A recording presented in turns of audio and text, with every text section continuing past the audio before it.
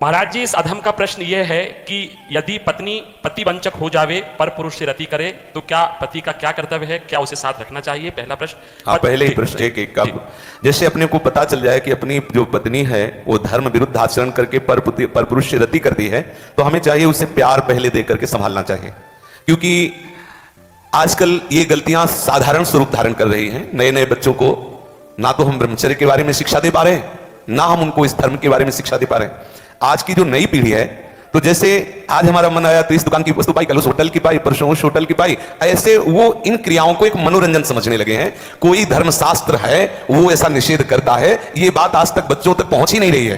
कितने ऐसे बच्चे जो कहते हैं मुझे ये बात पता ही नहीं थी, और उनसे गलतियां, और कुछ ऐसे हैं कि प्रमादवश इन बातों को सुनते भी नहीं, मानते भी नहीं। अब क्या हुआ, जब उन बच्चों का ब्याह होगा तो उनका अभ्यास है। जैसे कोई एक बच्चा जब उससे परिचय प्राप्त हुआ तो उसने बताया हमारे 9 गर्लफ्रेंड हैं।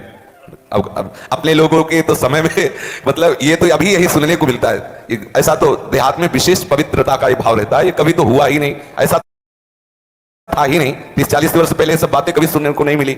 अच्छा, अब जब 9 है तो अब उनके भी कई होंगे बॉयफ्रेंड।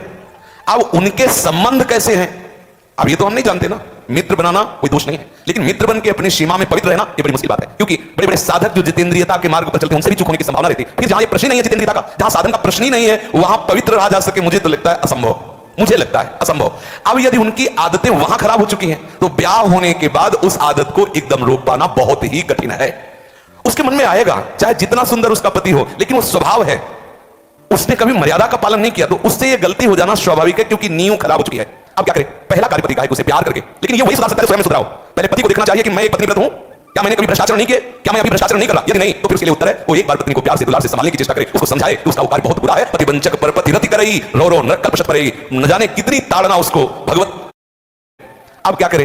पहला कार्य पति का है कि उसे प्यार करके, लेकिन ये वही सुधार सकता है जो स्वयं में सुधराओ। पहले पति को देखना चाहिए कि मैं एक पत्नीव्रत हूं, क्या मैंने कभी भ्रष्टाचार नहीं किए, क्या मैं अभी भ्रष्टाचार नहीं कर रहा? यदि नहीं तो फिर उसके लिए उत्तर है वो एक बार पत्नी को प्यार से दुलार से संभालने की चेष्टा करे, उसको समझाए कि उसका वो कार्य बहुत बुरा है। पतिवंचक पर पतिरति करई, रो रो नरक कल्पशत परई, न जाने कितनी ताड़ना उसको भगवत विधान से मिलती है। यदि आपको पति थोड़ा कुरूप मिल गया है, थोड़ा योग्य नहीं है, और आप ऐसा दुराचार इस भाव से, तो वो बहुत दंड का कारण बनेगा, वो बहुत हानि का स्वरूप है।